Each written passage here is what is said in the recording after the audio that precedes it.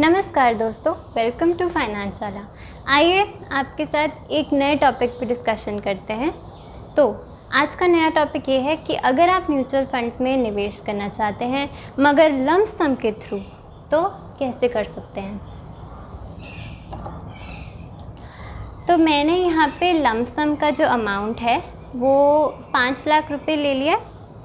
5 लाख रुपए से अगर मैं निवेश करना चाहूँ तो मुझे किस टाइप की रिटर्न्स फ्यूचर में मिल सकती है, कितने टाइम बाद, ये सब कुछ डिस्कस करते हैं।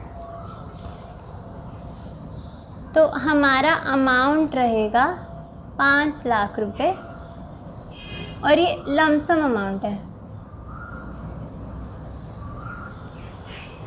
5 लाख रुपए मेरे हिसाब से लंप सम के लिए एक ठीक ठाक अमाउंट है जिससे आपके काफ़ी पैसे बन सकते हैं।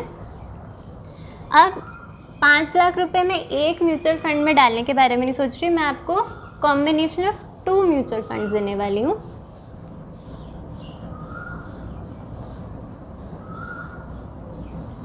पहला म्यूचुअल फंड रहेगा HDFC मिड कैप, दूसरा रहेगा हाइब्रिड फंड।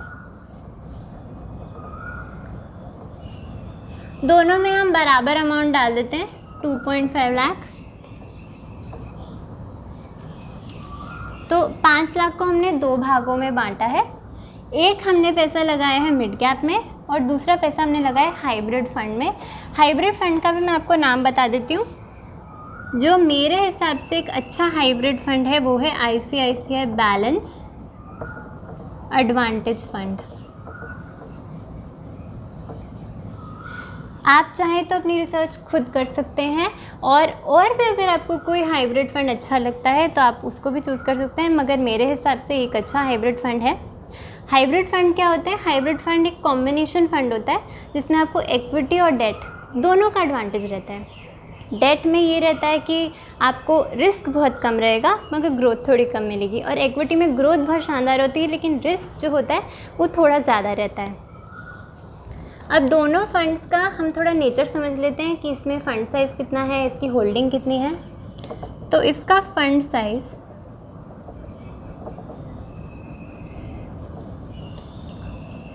है 50,187 करोड़। काफ़ी बड़ा फंड है और इसका फंड साइज़ रहेगा 55,229 करोड़। ये थोड़ा सा इससे बड़ा है। अब इसकी होल्डिंग भी देख लेते हैं।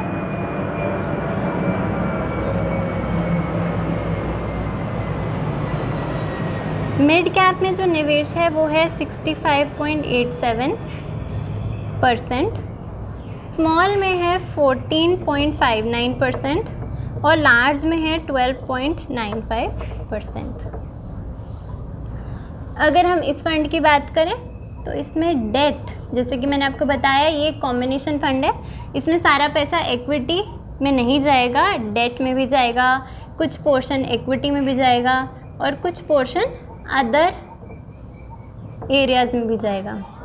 डेट में है 24.1%, इक्विटी में है 43.5%, अदर्स में है 32%।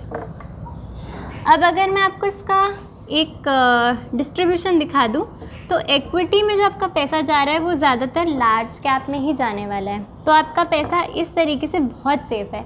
डेट कुछ नहीं होता, डेट होता है गवर्नमेंट सिक्योरिटीज़, और अदर्स यानी कि गोल्ड, जैसे सॉवरेन गोल्ड बॉन्ड्स वगैरह होते हैं गोल्ड के, तो इन चीज़ों में आपका पैसा रहेगा। इसका मतलब सेफ्टी बहुत ज़्यादा है।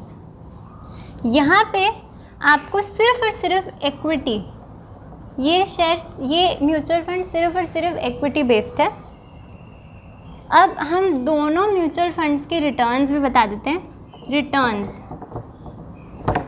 इसके रिटर्न्स 22% है, ऑब्वियसली ज़्यादा होंगे क्योंकि इक्विटी बेस्ड है। 22% है और 10 साल में इसके रिटर्न्स खाली 12% है। 12 से 13% आप लगा सकते हैं, तो इसमें ज़्यादा है इसमें थोड़े कम है क्योंकि हमें और चीज़ों में भी इन्वेस्टमेंट दिख रही है। मगर अगेन ये एक आपकी हेजिंग हो गई, आपका पैसा जो है वो सेफ्टी के साथ बढ़ेगा, इसीलिए हमें थोड़ा सा रिटर्न्स इधर कम मिलेंगे। मैं अगर आपको एक एग्ज़ाम्पल के थ्रू समझाऊं तो आपने लगाए यहाँ पे 5 लाख रुपए लमसम। अब आपका पैसा 2 जगह जाने वाला है, एक जगह 22% मिलने वाला है, एक जगह 13% मिलने वाला है। लेकिन अगर मैं आपको इनका एवरेज भी निकाल के दे दूँ कि 15, इससे ज़्यादा ही मिलेगा क्योंकि इसका एवरेज काफ़ी अच्छा बैठ रहा है। लेकिन अगर मैं आपको कम से कम रिटर्न भी बता दूँ कि मात्र 15% के CAGR से खाली अगर आपका पैसा आने वाले सालों में बढ़ेगा तो आपका निवेश कितना रहेगा और आपका इन्वेस्टमेंट अमाउंट कितना बन जाएगा। तो आपने 5 लाख रुपए लगाए और ये बन जाएंगे 40 लाख रुपीज़ 15 ईयर्स में। ये मैं तब बोल रही हूँ जब सिर्फ 15% का CAGR है। अगर आपको यहाँ पे 17% से मिले या 18% से मिलेगा इन दोनों का एवरेज, तो आपको और ज़्यादा रिटर्न्स फ्यूचर में मिल सकते हैं। तो ये था दोनों फंड्स के बारे में थोड़ी सी चर्चा कि अगर आपके पास इतना अमाउंट है तो आपको क्या डायरेक्शन लेनी चाहिए, कैसे आपको पैसे लगाने चाहिए। अगर आपको मिड कैप में लगाना है, हाइब्रिड फंड में लगाना है, दोनों का कॉम्बिनेशन करना है, तो आप किस तरीके से जा सकते हैं। अगर आपको और भी कुछ जानना है, इन द नेक्स्ट वीडियो हम ज़रूर कवर करेंगे। Thank you so much for watching.